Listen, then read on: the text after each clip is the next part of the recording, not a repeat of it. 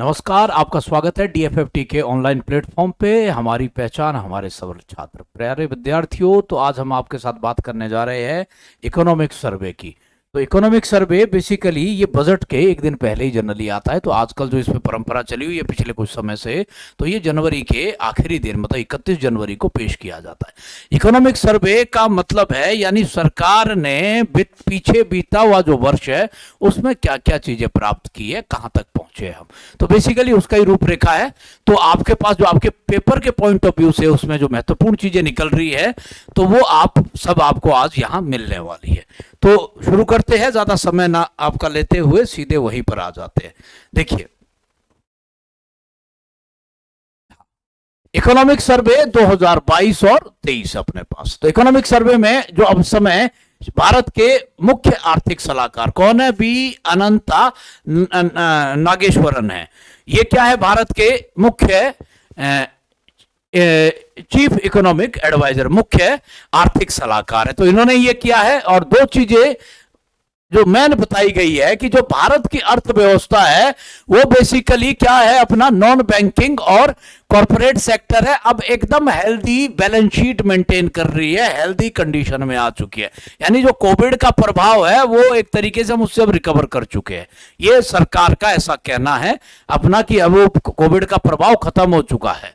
दूसरी बात कह रहे हैं, अपने जो मुख्य आर्थिक सलाहकार है वो कहते हैं कि जो भारत की जो अर्थव्यवस्था है वो उम्मीद है कि कितना 22 और 23 में यानी इस साल 6.5% की ग्रोथ के साथ अपना वृद्धि रहने वाला है। कितना रहने वाला है? 5.6। और रेंज जो प्रोजेक्टेड उन्होंने बोली है, जो ग्रोथ रेट है भारत की वो 6 से बेसिकली एक तरीके से 6.8। तो मुख्य आर्थिक सलाहकार वो क्या कह रहे हैं कि भारत का जो विकास दर रहने वाला है अभी इस साल 2023 और 24 के अंतर्गत 6.5% रहने वाला है। इसके अलावा भारत की जो ग्रोथ रेट के बारे में, जो जीडीपी की ग्रोथ रेट के बारे में है, वो जो अलग अलग जो इंटरनेशनल ऑर्गेनाइजेशन है जो हर साल प्रोजेक्शन करती है उनका कुछ अलग कहना है। ओईसीडी कहती है भारत का जो वर्ष 2023 और 24 में ग्रोथ रेट रहेगी वो 5.7% बता रही है।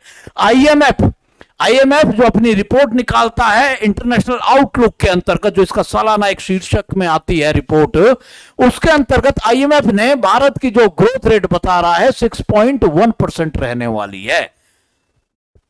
आरबीआई 6.5% बता रही है। आरबीआई मतलब वही है जो भारत के मुख्य आर्थिक सलाहकार कह रहे हैं कि भाई 6.5% के करीब हमारी ग्रोथ रेट रहने वाली है। विश्व बैंक 6.6% की बात बता रहा है और एशियन विकास बैंक 7.2% भारत की ग्रोथ रेट की बात कर रहे हैं कि इतना भारत का ग्रोथ रेट रहने वाला है। तो ये मैंने आपको, अगर कोई आप आर्टिकल वगैरह भी लिखते हैं तो आपको ये सारा मटेरियल मिल चुका है, तो आप इसको ले सकते हैं। सरकारी डाटा है, हमारा कुछ नहीं है इसमें, तो आपका वो अच्छा एक लेख हो जाएगा आपका। तो ये भारत की अर्थ, और मजे की बात ये रखिए, ध्यान रखिए, जितनी भी अर्थव्यवस्थाएं हैं दुनिया की, तो ये जो ग्रोथ रेट आप देख रहे हैं ये सबसे ज्यादा बताई गई है 2000 भारत का। मैं देखिए 2000 जो प्रोजेक्शन बता रहे हैं 2023 का कितना ग्रोथ रेट रहने वाला, देखिए भारत की ग्रोथ रेट 6.1%। आईएमएफ, चाइना का कितना है? 5.2%। बाकी और सबके कम है। यानी मेरा कहने का मतलब यह है कि दुनिया में जो 2023 में सबसे तेज गति से विकास करने वाला देश है उसका नाम क्या है? उसका नाम है जी भारत। सबसे तेज गति से ग्रोथ करेगा, ये जीडीपी इसकी सबसे तेज गति से ग्रोथ करेगी। आगे बात कर लेते हैं अब। देखिए, अंतरराष्ट्रीय मुद्रा फंड की जो सालाना में रिपोर्ट की बात कर रहा था, वर्ल्ड इकोनॉमिक आउटलुक, इसी में उन्होंने भारत की ग्रोथ रेट के बारे में 6.1% के बारे में बोला है। और आगे जो 24-25 में भारत की ग्रोथ रेट रहने वाली है 6.8% की, वो बता रहे हैं। अब एक अगर देखा जाए, अब आपके पास जो राजकोषीय घाटा है भारत का, फिस्कल जो डेफिसिट है, डेफिसिट भारत का देखो 22 और 23 में 6.4% है, जो कि कोविड के कारण ही सब कुछ हुआ है भैया, इतना ज्यादा चला गया राजकोषीय घाटा। 19-20 की बात करूं तो हमारा राजकोषीय घाटा 4.7% था, 4.7% था जीडीपी का, लेकिन अभी कितना हो गया है? 6.4%। तो सब कोविड की मार है ये सारी, तो इतना घाटा बढ़ चुका है सरकार का। इन्फ्लेशन जबरदस्त तरीके से चल रही है और इसमें भी कंज्यूमर प्राइस इंडेक्स और होलसेल प्राइस इंडेक्स दोनों में ही आप देखेंगे तो अगर मैं कंज्यूमर प्राइस इंडेक्स की बात करूं, उपभोक्ता मूल्य सूचकांक की बात करूं, तो उपभोक्ता मूल्य सूचकांक में ये देखिए ये पहले कितनी थी, 4% के करीब थी जब कोविड नहीं था। उसके बाद आप देखिए ये बढ़ गई 6% और इस समय 6.8% के करीब रही है पूरे 22 के अंतर्गत ये। और अगर मैं करूं होलसेल प्राइस इंडेक्स की बात, जो बिल्कुल ही एकदम हम करीबन करीबन नियंत्रण में रखा हुआ था हमने, वो बढ़ के 11%, 11.5% हो चुका है, 11.5 तक जा चुकी है वो। ठीक है, इसके अलावा विदेशी मुद्रा भंडार, भारत का जो फॉरेन रिजर्व है, फॉरेन रिजर्व 21 और 22 में भारत के पास थे 607 million dollar, US million dollar का हमारे पास फॉरेन रिजर्व था, जो कि एक बहुत ही ज्यादा 21-22 में। 22 और 23 में ये फॉरेन रिजर्व थोड़ा कम हुआ है भारत का। इस समय कितना हुआ है, 563 अपना बिलियन डॉलर, 563 बिलियन डॉलर ये भारत का फॉरेन रिजर्व यानी कम हुआ है, फॉरेन रिजर्व हमारा कम हुआ है। ठीक, सर्विस का इंडस्ट्री नियमित रूप से ये बढ़ता जा रहा है, ग्रोथ कर रहा है, 9.1% में है।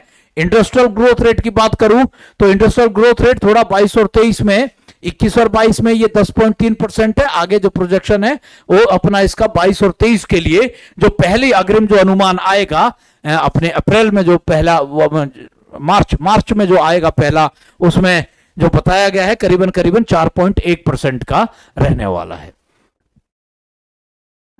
राजकोषीय घाटा है, पहले आपको बात कर चुके इस बारे में, ये कितना है अभी 21-22 में 6.7% था।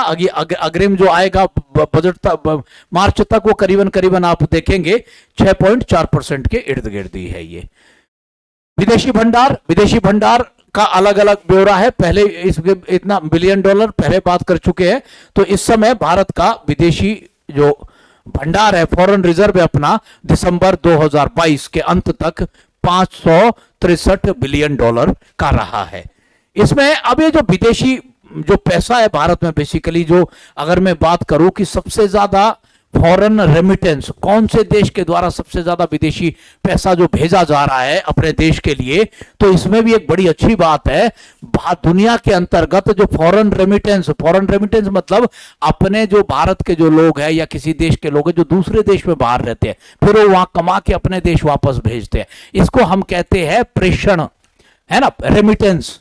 तो सबसे ज्यादा जो रेमिटेंस है वो भारत सबसे ज्यादा, यानी वर्ष 2022 में कितना 100